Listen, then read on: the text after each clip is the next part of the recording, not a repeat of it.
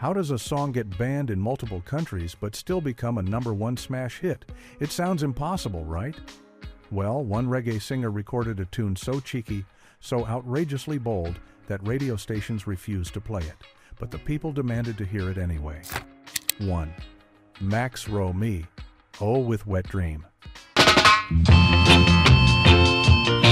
Everyone who hears a Max Romeo song knows he has a unique and powerful voice. He often sang about serious topics and the struggles of the poor.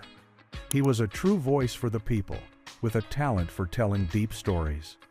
So, back in 1968, when he released a song with a fun, bouncy rhythm called Wet Dream, people were tapping their feet and singing along without a care in the world. It had a catchy beat that made you want to dance, and the melody was almost like a nursery rhyme. It sounded innocent enough, for sure. But here's the kicker. The song was not about the weather or taking a nice long nap. Believe it or not, the lyrics were a very detailed story about a dream that was definitely not for kids. It was all about some grown-up bedtime fantasies, and Max didn't hold back on the details. The words were so clear and so cheeky that when the people in charge of the radio stations in England heard it, they completely freaked out. The main British radio station, the one everyone listened to, banned it immediately. They said it was way too suggestive for people to hear on their morning commute. Truth be told, getting banned was the best thing that could have ever happened to the song. The news that the tune was forbidden made everyone, and I mean everyone, want to hear it even more.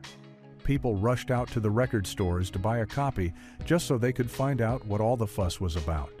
The song became a massive hit and climbed all the way to the top 10 on the music charts, all without a single play on the biggest radio station in the country. It just goes to show you that sometimes being told no just makes people more curious. A song about a dream might be a bit cheeky, but what about a song that describes a real-life nightmare of poverty and anger? Our next tune was so intense, it was seen as a call to tear the whole system down. 2. The Wailers with Burnin' and Lootin'. When you think of the Wailers, you probably think of the legendary Bob Marley. His music took reggae from the small island of Jamaica to every corner of the entire world. He and his band sang songs of peace, love, and unity that touched the hearts of millions. Many of their songs are timeless anthems of hope that are still loved today, played at parties and rallies alike. They were more than just musicians. They were poets who could make you feel every single word they sang. Their music had a special kind of magic. Here's the thing though, not all of their songs were about peace and love. In 1973, they released a track called Burnin' and Lootin'. This was not a happy-go-lucky tune you'd play at a summer barbecue. It was a raw and angry cry straight from the heart of the ghettos in Kingston, Jamaica. The song talks about the deep frustration of being poor and being treated badly by the authorities who were supposed to protect them. The lyrics describe waking up in a city that feels like a prison, with police officers on every corner, creating a feeling of constant tension. This song made the people in charge extremely uncomfortable, to say the least. The title alone, Burnin' and Lootin', sounded like a direct threat, a call to action. Radio stations were very worried that playing it would encourage people to riot and cause serious trouble in the streets. They saw it as a dangerous song that could spark a fire, both literally and figuratively. So, they decided the safest thing to do was to not play it at all. They kept it off the airwaves, hoping to keep the powerful message quiet. But for the people living in those tough conditions, the song was a perfect description of their daily lives, and it became a powerful anthem for the voiceless. The Wailers painted a picture of a city on fire with frustration. But our next artist didn't just paint a picture. He used his words like a weapon, aiming them directly at an entire country he felt had let him down. 3. Linton Kwesi Johnson with England is a Bitch. When me just come to London town. Linton Kwesi Johnson, or LKJ as many of his fans call him, isn't your typical reggae singer. In fact, he's a poet, a special kind of poet called a dub poet. He speaks his powerful, rhythmic poems over heavy, rumbling reggae bass lines. It's a style that grabs your attention and makes you listen closely to every word. Born in Jamaica, he moved to England as a young boy, and he saw firsthand the struggles that black immigrants faced every single day. His music is like a history lesson and a newspaper report all rolled into one powerful package. Now, LKJ has never been one to soften his words or hold back his feelings. In 1980, he released a piece that sent shockwaves through the country called England is a Bitch. The title alone was a complete shock to the system. You just did not hear that kind of language on the radio, ever. The song, or poem, is a brutally honest account of the hard life of a working-class immigrant in England. He talks about dealing with racism, working terrible jobs for low pay, and the constant feeling of being an outsider in a cold and unwelcoming place. It was a story many were living, but few were telling so publicly. As you can probably guess, the radio stations wanted absolutely nothing to do with this one. The title was a major problem, but the real issue was the powerful message behind it. It was a direct and angry criticism of the country and its society. At that time, many people in power wanted to pretend that everything was fine and that racism wasn't a big deal. LKJ's poem ripped that comfortable idea to shreds. It was too real, too raw, and way too honest for the mainstream to handle. It was a piece of art that told a difficult truth many people simply were not ready or willing to hear. LKJ called out a whole country for its problems. But the next artist on our list pointed his finger at something else entirely. The very laws that people were expected to follow, especially one very specific law about a certain green plant. 4. Peter Tosh with Legalize It. Peter Tosh was one of the original founding members of the Wailers, right alongside Bob Marley. When he decided to go solo, he quickly became known as the ultimate rebel of reggae music. He was completely fearless, incredibly outspoken, and never ever afraid to speak his mind, no matter who it might offend. He often wore his beliefs on his sleeve, and one of his strongest and most public beliefs was in the power of a special herb that many people in Jamaica considered sacred. He wasn't just a musician, he was a full-blown activist. Believe it or not, back in 1976, he made his message as clear as day by releasing an album and a song with a very simple and direct title, Legalize It. The song is a calm, groovy tune with a relaxed beat that lists all the reasons why he thinks this particular plant should be allowed for everyone, from doctors to nurses to judges. The album cover was just as bold, featuring a picture of him enjoying the very thing he was singing about in a giant field full of it. There was no hiding his intentions here. This was an incredibly bold move, to say the least. In Jamaica, and in most of the rest of the world at that time, that herb was completely against the law. The government of Jamaica immediately banned the song from being played on the radio. They saw it as a direct challenge to their authority and were seriously worried that it would encourage young people to break the law. They did not want a famous, influential musician telling everyone it was okay to use this illegal substance. Of course, as is often the case, banning the song just made it more famous. It became a worldwide anthem for people who agreed with Peter Tosh, and for those who simply believed in personal freedom. He continued to fight for his beliefs for his entire life, and this song remains his most famous and defiant statement. Fighting for a plant is one thing, for sure. But our next artist wasn't fighting for a cause. He was telling exciting stories about the tough guys of the Jamaican streets, the ones the police were always chasing. 5. DEZ Mondecker with 007 Shantytown. Deb Mondecker was one of reggae's very first international superstars. He had a voice as smooth as silk and a style that was impossible not to like. Long before Bob Marley became a household name, it was DEZ Mondecker who was topping the music charts in the United Kingdom and even in America. He was the one who brought the fresh sound of Jamaica to the world with his string of hits that were upbeat, fun, and made you want to move your feet. He was a true trailblazer. But in 1967, he released a song that told a very different kind of story. It was called 007 Shantytown. The song describes the world of the Rude Boys. These were young, tough guys living in the poor areas of Jamaica, known as shantytowns, who had their own style and didn't like to play by the rules of society. The song has a cool, sneaky rhythm that makes it sound like it could be in a secret agent movie. It talks about the rude boys on the run, trying to stay one step ahead of the law. The problem was that the song made the rude boy lifestyle sound a little too cool and exciting. It made them sound like heroes, almost like the famous secret agent 007, James Bond himself. The authorities in Jamaica were in the middle of a big crackdown on the rude boys and all the trouble they were causing at the time. The last thing they wanted was a popular song that seemed to celebrate these troublemakers and make them look like glamorous rebels. So, many radio stations in Jamaica were very hesitant to play it. They felt it was sending the wrong message to the youth and could encourage more bad behavior. Despite the controversy at home, the song became a huge international hit. It gave people all around the world a little glimpse into the gritty, exciting, and sometimes dangerous world of the Kingston streets. Celebrating street heroes was one thing, but our next song took it a giant step further. It put a rude boy right in the middle of a courtroom, where he proceeded to make fun of the entire legal system. 6. Prince Buster with Judge Dredd. Prince Buster is a true giant of Jamaican music, a real legend.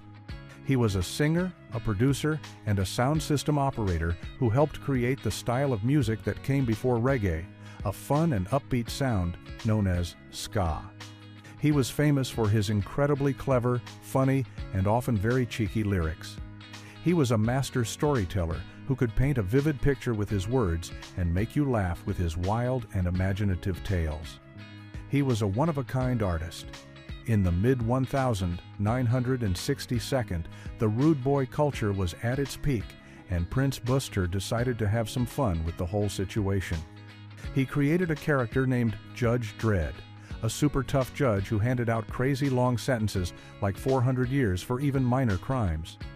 He then released a whole series of songs about this character. In one of the most famous ones, also called Judge Dredd, the judge is in his courtroom and a parade of famous rude boys are brought before him to face his ridiculous brand of justice. The lyrics are absolutely hilarious, but they were also seen as making a total mockery of the law and the entire judicial system. The song was full of suggestive jokes and rude language that was definitely not common on the radio at the time. The judge himself was an over-the-top character who was both funny and a little bit scary. The song was pure entertainment, but the people in charge of the radio didn't see it that way at all. They were not laughing. The BBC and other major radio stations banned it flat out. They thought it was disrespectful to the courts and that its cheeky humor was just too much for the public to handle. But Prince Buster just leaned into the controversy, releasing even more songs about Judge Dredd. He proved that you could use humor to talk about serious things, even if it got you into a little bit of trouble. Making fun of a judge is a bold move.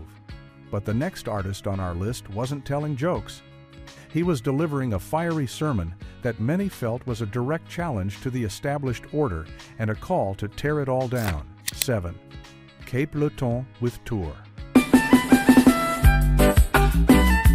By the 1992nd, reggae music had evolved into a new, super energetic style called dancehall. One of the biggest and most exciting stars of this new era was Cape Leton, an artist also known as the Prophet. He is famous for his incredible, explosive energy on stage and his rapid-fire vocal style that leaves audiences breathless.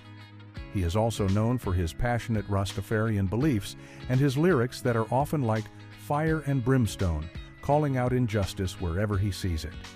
When he takes the microphone, you know he has something important to say. In 1994, he dropped a track that shook the entire dancehall world right to its core. It was called Tour. And let me tell you, this song is not a gentle one. It's an intense, aggressive, and incredibly powerful declaration of his beliefs. From the very first line, he makes it absolutely clear that he is on a mission. The lyrics are full of strong language and powerful imagery, and he calls out many people and institutions that he feels are corrupt or wicked. He wasn't whispering his complaints, he was shouting them from the rooftops. This song was way too hot for mainstream radio to handle. The main issue was its aggressive and confrontational tone, along with its lyrics that some people found to be very offensive.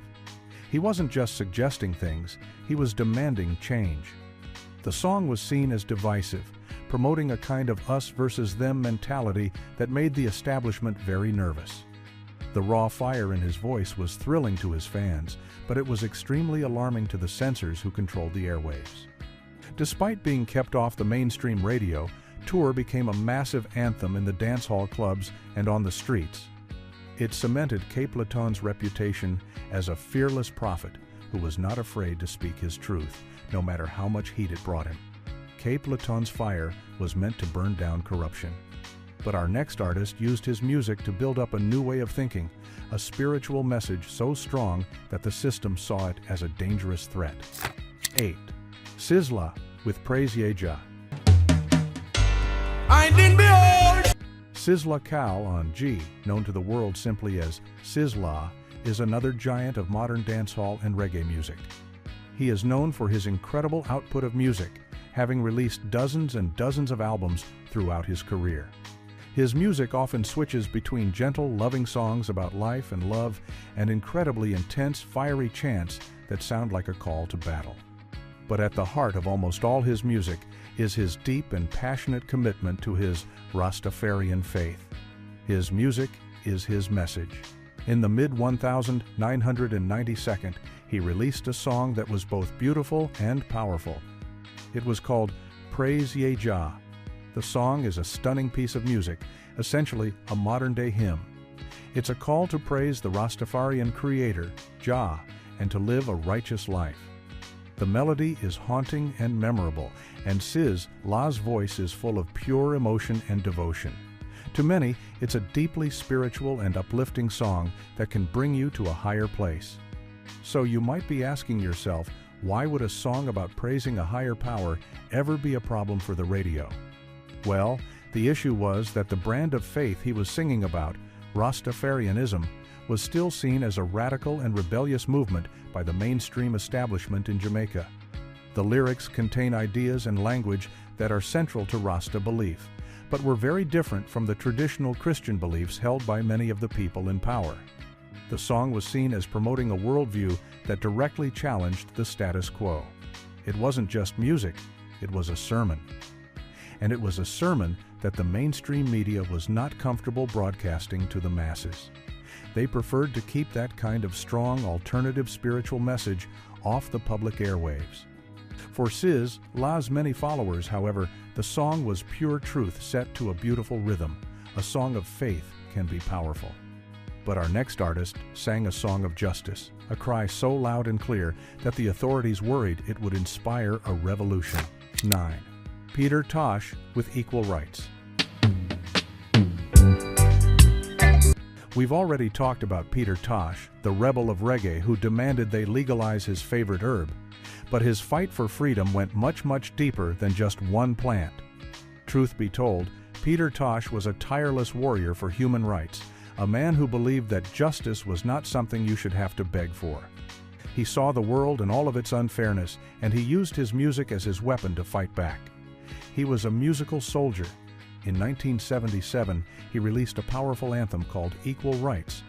This song wasn't a gentle request, it was a firm and unyielding demand. The lyrics are a direct and powerful critique of oppression all over the world. He famously sings that he doesn't want peace, he wants equal rights and justice.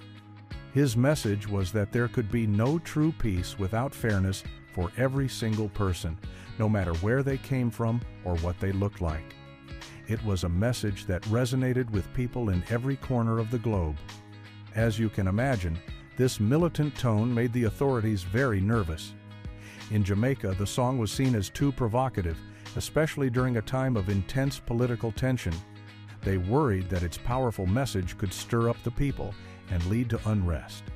The idea of a popular musician telling everyone to stand up and demand their rights was a threat to their control. Many radio stations chose to avoid the song. They found it too controversial, too political, and frankly, too dangerous for their playlists. But the song couldn't be silenced. It became a global anthem for freedom fighters and activists everywhere, a timeless reminder that the fight for justice is everyone's fight. Peter Tosh demanded justice for all, but our next song wasn't about a big political struggle. It was about a conflict happening right on the streets, a story so real it felt like a news report. 10. Junior Mervin with Police and Thieves. No other word then. Junior Mervin was an incredibly talented singer with a stunningly high and soulful voice that was truly unforgettable. For much of his career, though, he was not a huge star. He was a hardworking musician, singing in clubs and waiting for his big break to come. That break finally came in 1976 when he teamed up with one of the most creative and brilliant producers in reggae history, the legendary musical wizard known as Lee Scratch Perry. Together they created an absolute masterpiece, a haunting song called Police and Thieves. The song has a slow, moody, and almost spooky vibe that pulls you in from the very first note. Junior Mervin's incredible high-pitched voice floats over the music as he describes a tense situation happening on the streets. He sings about police officers and thieves fighting in the street and how their war is scaring all the children. It's a powerful song about how violence, no matter who it comes from, always ends up hurting the innocent people caught in the middle. The song was released during a time of great political tension and terrible violence in Jamaica. The lyrics were so vivid and so real, they felt like you were watching a live news report on television. Because of this, the Jamaican authorities were very worried. They feared the song would just add more fuel to the fire and cause even more trouble on the already tense streets. So, they did what they often did with powerful songs. They banned it from the radio, hoping to keep things calm. But you can't keep a truly great song down. The song found its way to England, where it was embraced by the punk rock scene. Bands like The Clash loved its rebellious spirit and even recorded their own famous version of it. The song became a huge international hit, a timeless anthem against violence and a voice for the innocent people caught in the crossfire. A song about police on the streets of Jamaica was a powerful statement. But our next artist was singing about standing up to a different kind of power, a global power, and his message was so strong it made governments nervous. 11. Bob Marley and the Wailers with Get Up, Stand Up. Get up, stand up. Bob Marley is a name that everyone knows. He is the undisputed king of reggae, a global icon of peace, love, and rebellion. His music has inspired millions of people to think about the world in a new way. So, you might think that all of his songs would be welcome on the radio, right? Well, even the King had songs that were considered too hot to handle for the mainstream. One of his most famous songs, in fact, was a powerful call to action that some found very threatening. That song was Get Up, Stand Up, which he co-wrote with his bandmate Peter Tosh in 1973. This is not a song about relaxing on a beach. It's a fiery anthem, a command to stop waiting for others to save you and to stand up and fight for your own rights. The lyrics challenge listeners to stop being passive and to take an active role in their own liberation. It's a powerful message of self-empowerment and resistance against any form of oppression. This militant and defiant tone was what made the song so controversial. While fans around the world saw it as an inspiring call for justice, some authorities saw it as a dangerous call for rebellion. In Jamaica, which was going through a period of intense political turmoil in the 1972nd, a song telling people to stand up for your rights was seen as potentially inflammatory. The government was worried it could incite protests and challenge their power. As a result, some radio stations, both in Jamaica and in other countries, avoided playing it. They were afraid of its power, but the song's message was too strong to be contained. Get Up, Stand Up became one of the most important protest songs of all time, an anthem for human rights that is still sung at rallies and demonstrations all over the world today. Bob Marley told the people to stand up for their rights.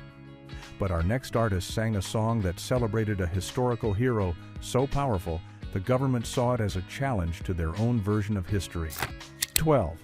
Burning Spear with Marcus Garvey. Burning Spear, whose real name is Winston Rodney, is much more than just a musician. He's a historian and a teacher who uses rhythm and melody as his classroom. For his entire long and respected career, his music has been dedicated to spreading the teachings of Marcus Garvey, a famous Jamaican political activist who championed black pride and empowerment in the early 20th century. Spear's music is deep, spiritual, and has a hypnotic quality that can feel like a trance. In 1975, he released the song that would become his signature anthem, a powerful tribute simply titled Marcus Garvey. The song is a musical history lesson, telling the story of Garvey and his important prophecies. It has a powerful marching rhythm that feels like a procession, and Spear's voice sounds like a wise elder telling an important story that must not be forgotten. The song was meant to educate a new generation of people about a national hero who had been largely ignored or downplayed by the official history books. This is exactly why the song got into so much trouble. At that time, Marcus Garvey was still seen as a very radical and controversial figure by the Jamaican establishment. Promoting his ideas of black nationalism and self-reliance was seen as a direct threat to the existing social order. The government and the people in charge of the radio did not want the youth to be inspired by this rebel figure from the past. They wanted to control the narrative of their country's history. They tried to censor the song. There is a famous story that says a radio station would play the song, but they would mess with the speed to make it sound silly, trying to ruin its power and dignity. But the people were hungry for this knowledge and this pride. The song became a massive hit despite the resistance. It helped to reintroduce Marcus Garvey to the world and cemented Burning Spear's place as one of reggae's most important and courageous voices. Celebrating a historical rebel was one thing, but our next song was just a simple, groovy tune that got banned for being a little too good at describing a certain fun activity.